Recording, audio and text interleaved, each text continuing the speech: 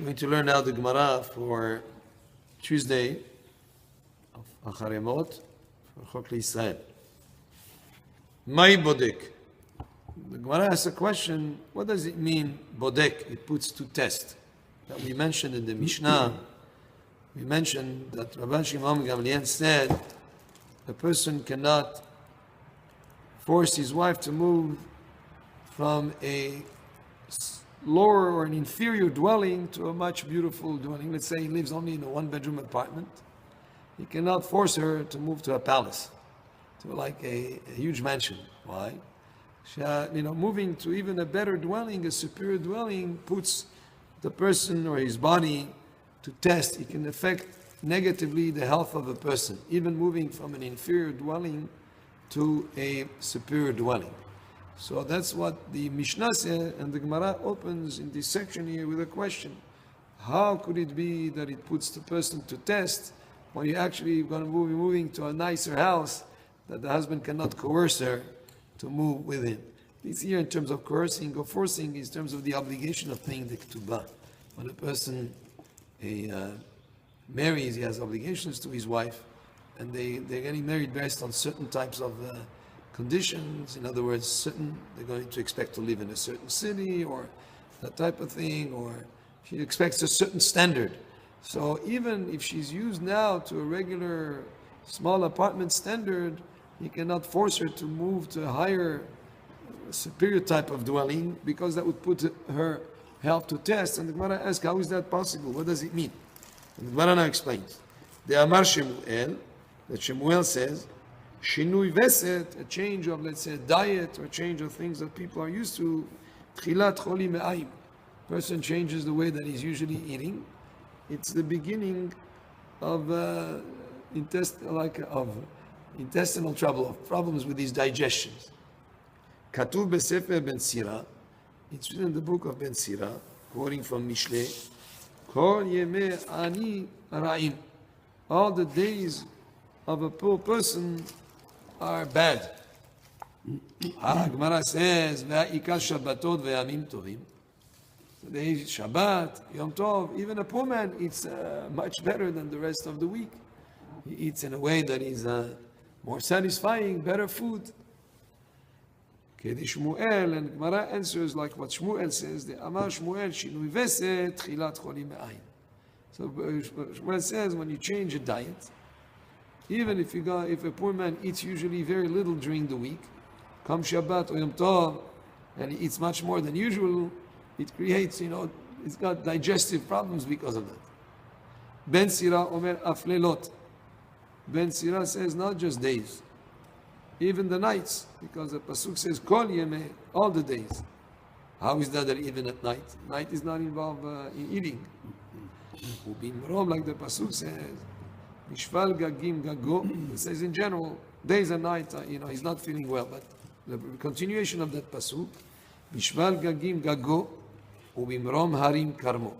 The poor man has, when he goes to buy a house, he buys it, on the lower part of the mountain, so all the rain falls on his house, on his roof.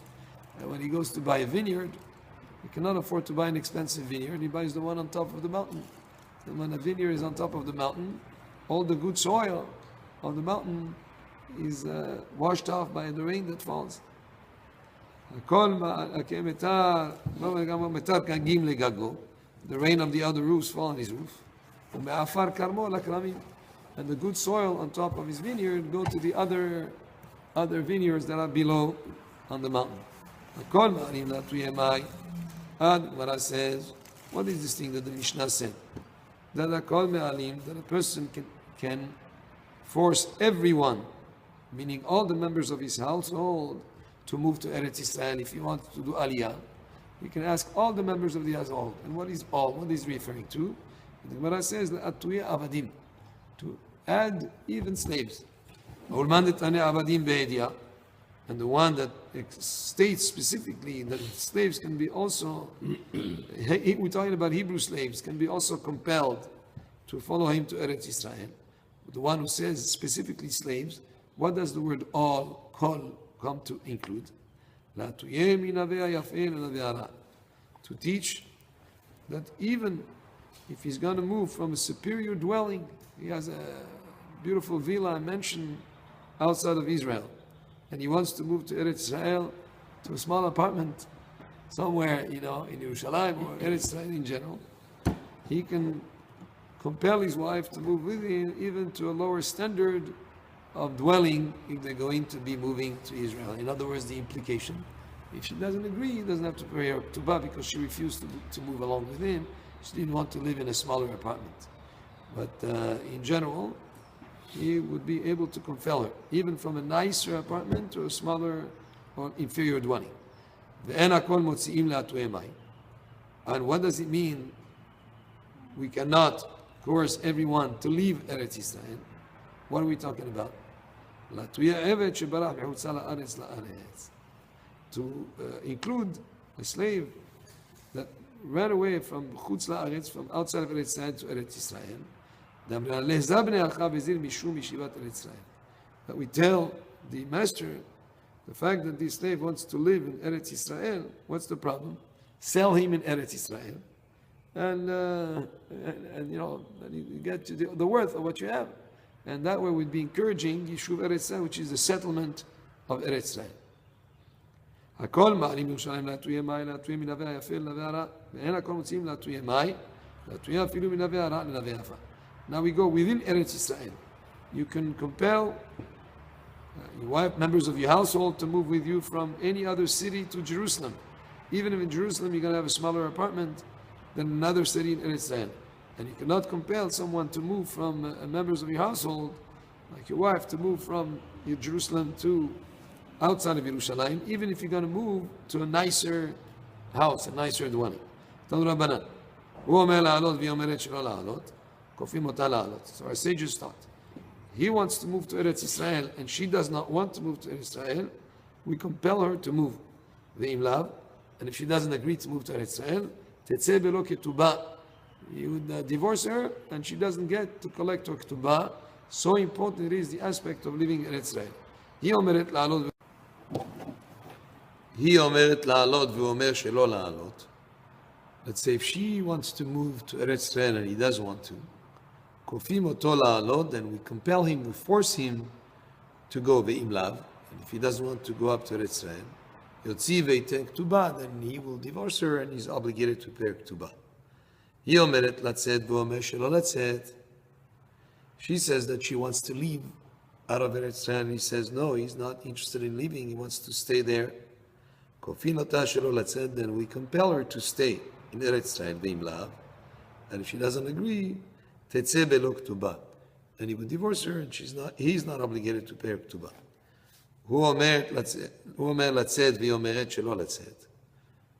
What about if he says that he wants to leave Eretz Israel and she says that she doesn't want to leave, she wants to stay in Eretz Israel? He's compelled not to leave, and if he doesn't want, he wants to leave anyways, then he has to divorce her and pay her ketubah. This was the Gemara for today from Chok Israel for Tuesday, but just another point of clarification on the portion that we learned yesterday regarding seclusion. It says here at the end of the halacha for today, it says, "V'chen kol hamityahed im isha, v'haya petach patuach lirshut harabim, en chosheshim mishum yichud." If the person was alone together with a woman, but the door is open to a public area where people are allowed to come and they could come in, then we're not concerned about the subject of seclusion. So that was just a further clarification because it was a question that came up on the shiur of yesterday. Baruch Adonai le'olam, amen ve'amen.